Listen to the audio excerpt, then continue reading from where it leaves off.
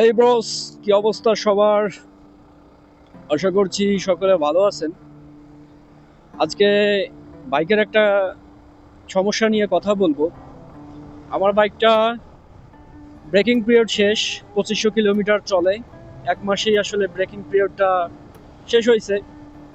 আর বাইকের একটা প্রবলেমও ধরা পড়ছে, সেটা হলো বাইক চলতে চলতে যখন আমি রানিং বাইক ক্লাচ ধরবো, মনে করেন এখন 5 গিয়ারে আছে, এই যে ক্লাচ ধরলাম, বাইকটা কিন্তু বন্ধ হয়ে যেত। এটা সব সময় হতো না।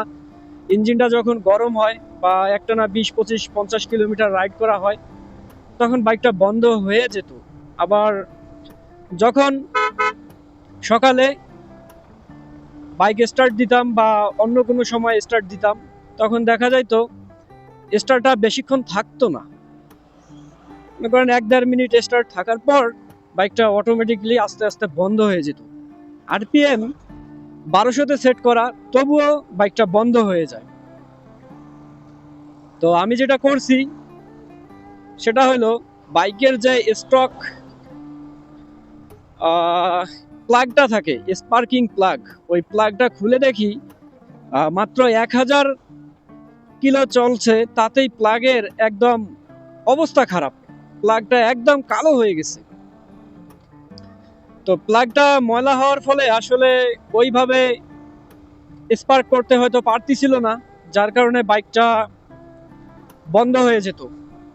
তো আমি করলাম কি, বাইকের সাথে যে স্পার্ক প্লাগটা দিছে কোম্পানি, ওই প্লাগটার কিন্তু দাম বেশি একটা না।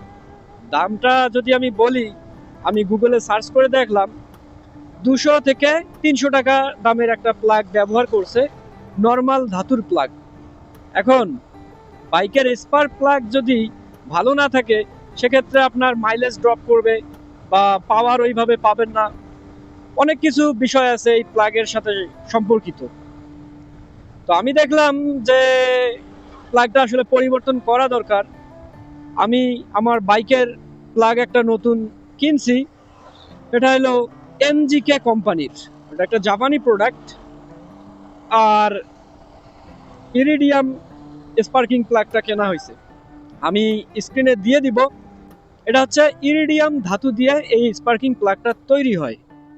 আর এই প্লাগের বিশেষত্ব হচ্ছে খুবই কম ভোল্টেজেও এই প্লাগ থেকে প্রচুর পরিমাণে স্পার্ক হয়। এখন হয়তো আপনারা বলতে পারেন যে ভাই, আপনি কেন এই স্পার্কিং প্লাগটা চেঞ্জ করলেন?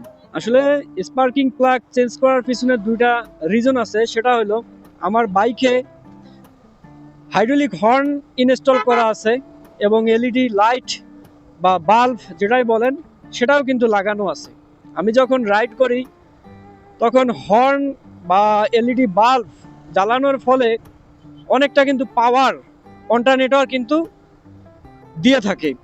সেক্ষেত্রে স্পার্কিং প্লাগ যদি আবার ভালোভাবে পাওয়ার না পায়, গাড়ি কিন্তু ওইভাবে পাওয়ার পাবে না। আর বাইক যে বন্ধ হওয়ার পিছনে কারণটা এটাই যে স্পার্কিং প্লাগটা কালো হয়ে গেছিল। আর কালো হওয়ার কারণটা যদি এখন বিশ্লেষণ করি, সেটা একটু বলি।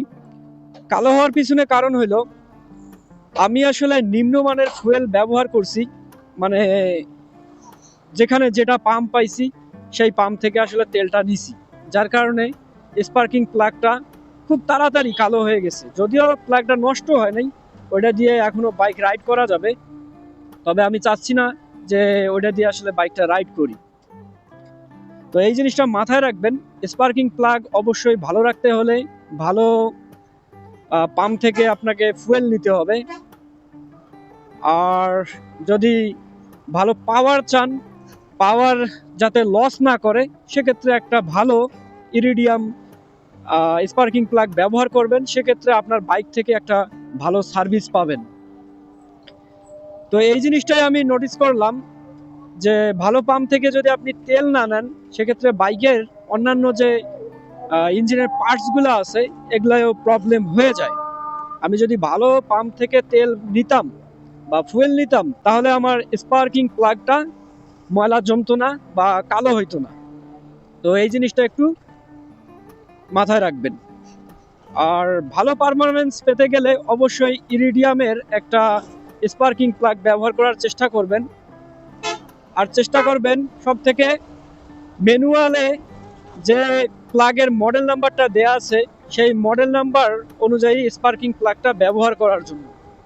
স্পার্কিং প্লাগ মোটামুটি সবগুলাই একই, কিন্তু আপনার বাইকের জন্য কোন মডেলটা বেস্ট হবে সেই মডেলটা ব্যবহার করার চেষ্টা করবেন। তো এই ছিল আজকের ভিডিও। আসলে বাইকটা থেকে তেমন কোনো সমস্যা পাই নাই, সমস্যাটা পাইছি শুধু খারাপ তেল ব্যবহার করার কারণে। না হলে আমার আসলে স্পার্কিং প্লাগটা চেঞ্জ করা লাগতো না। আর হ্যাঁ, স্পার্কিং প্লাগটার যদি দাম বলি, স্পার্কিং এর এই প্লাগটার দাম হচ্ছে আমার কাছে 900 টাকা নিয়েছিল। 2-3টা দোকান ঘুরে দেখলাম 900 টাকা নিচে আসলে কেউ দিতে চায় নাই। আর কথা হচ্ছে স্পার্কিং প্লাগের অরিজিনাল এবং ডুপ্লিকেটও পাওয়া যায়। তো কিভাবে অরিজিনাল এবং ডুপ্লিকেট স্পার্কিং প্লাগ চিনবেন ওই ব্যাপারে আজকে আর কথা বলবো না, তবে সবসময় চেষ্টা করবেন অরিজিনালটা নেওয়ার জন্য। এই স্পার্কিং প্লাগ আবার চায়নাও তৈরি করে, আবার জাপানও তৈরি করে। সব থেকে ভালো তো জাপানি, কারণ জাপানের জিনিস আপনারা সবাই জানেন যে লং লাস্টিং হয়। তো সব থেকে চেষ্টা করবেন অরিজিনাল প্রোডাক্ট বা অরিজিনাল প্লাগটা ব্যবহার করার জন্য। তো আজকে আমি হাইওয়েতে আসছি। আজকে হাইওয়েটা প্রচুর ভিড়, কারণ এটা হচ্ছে জাফলং এর একটা রোড। আর আজকে যেহেতু শুক্রবার, জাফলং এর এই রোডে প্রচুর গাড়ি চলে। আর আমিও বাইক রাইড করতে বের হয়েছি, বুঝতেই পারছেন তাহলে কি অবস্থা। তো যাক, সবাই ভালো থাকবেন, সুস্থ থাকবেন, দেখা হচ্ছে নেক্সট ব্লগে। সেই সঙ্গে সবাইকে অসংখ্য ধন্যবাদ। আর অবশ্যই চ্যানেলটা সাবস্ক্রাইব করবেন আপডেট ভিডিও নোটিফিকেশন পাওয়ার জন্য।